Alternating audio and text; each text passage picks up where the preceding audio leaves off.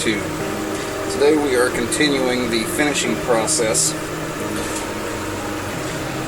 The finishing process on this is fairly simple. What we're doing is putting on a polyurethane coating. So that's what we're going to do here. It's just like doing stain or applying stain, except that you're going to do this in stages. I've got one coat of polyurethane on this already. So this is the second coat. I didn't really think that you need to see me do all three coats since it's the same process going around. We'll put on the second coat. I will run a piece of sandpaper over it by hand and then apply a third coat.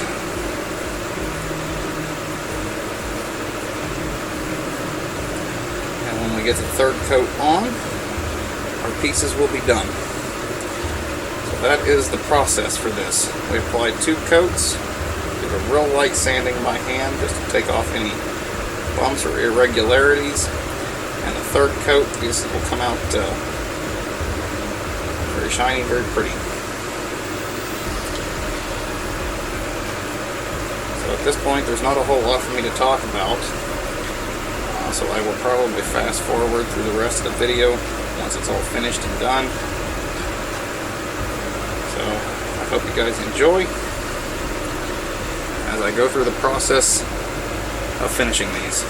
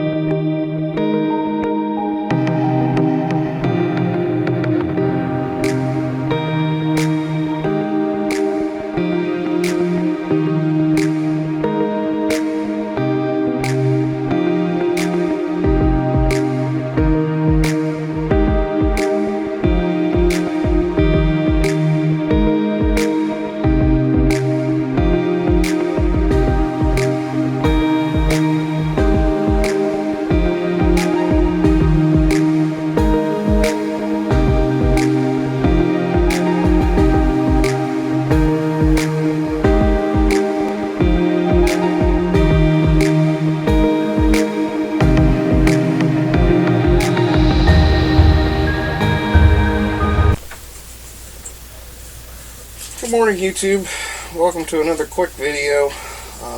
We are in the process of putting polyurethane on all of our chest pieces. I have 2 coats in place so far. The next step that you're going to take is going to be to just scuff what you've done with some sandpaper. So that's what we're going to do next. When you polyurethane, every once in a while you're going to find a little piece of dust, you're going to find something in there that you want to fix. Because I don't care how good you are, you know there's going to be that one random piece of dust floating through the air that's going to get in your finish. So all you're really going to do is, I'm using a piece of 320 grit. It doesn't have to be an aggressive sandpaper. All you want to do is just scuff the surface. By doing that, you make a good bonding surface for the next coat of polyurethane, and you also take out any imperfections in your finish, any of those little bump spots, things that you don't want to see. So that's literally all you have to do, is just scuff the surface and then redo your polyurethane again. So I'll let you watch as I do a couple of pieces, and then I don't think you need to see me do the 3rd coat again. You've already seen me do 1 coat. It's the exact same process on coat 1, coat 2, and coat 3. But that's all we're going to do, is just scuff the surface up a little tiny bit and then coat it again. If you find that maybe your sanding wasn't as good as you thought it was and you need to do a little more scuffing, you may have to do this between each coat. I generally recommend waiting until after you have done the 2nd coat before you start this, though. So you may end up wanting to do 4 coats of polyurethane instead of just 3. There's nothing wrong with that. But I don't know if the camera will pick that up. You can kind of see along my base here, it almost turns white. That's the polyurethane being scuffed up. That's all you're looking for. That's it. Just a very simple scuff it, call it good.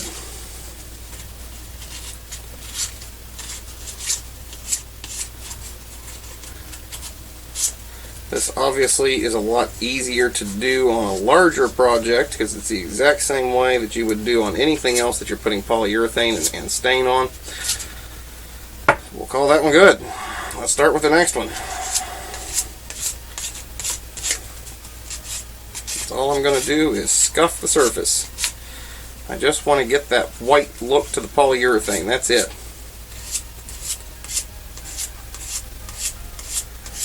Don't worry, you're not going to destroy your finish. That's basic woodworking.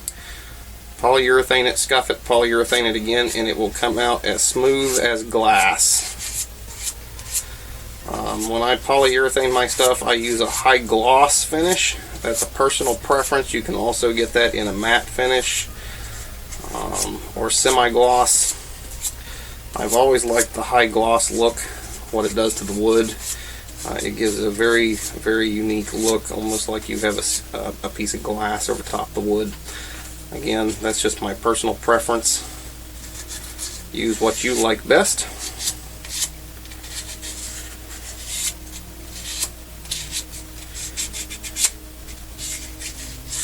And so there we go. You get the idea, folks. I demonstrated this on the dark pieces because on the light ones you're probably not going to be able to see what I'm doing on those. So on your light set, don't worry about that. Just you can kind of tell by feel, by comparison to what's not scuffed and what is. You can feel that. But don't worry about taking off too much. You can always come back and re-scuff it again if you need to and do that 4th coat. And these coats don't have to be heavy coats of polyurethane either. All you're doing is looking to get the surface wet. That's it.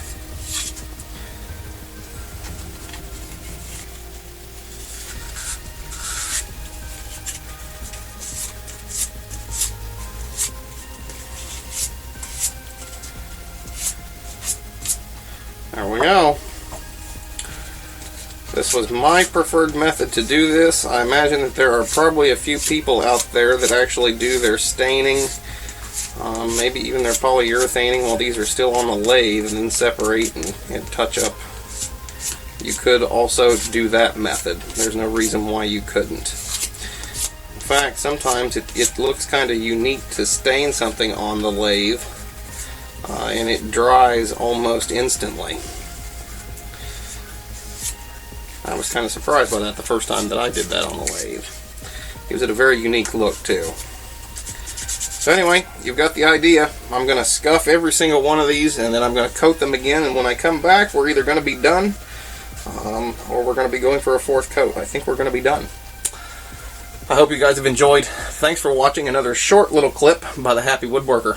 Everybody have a wonderful day.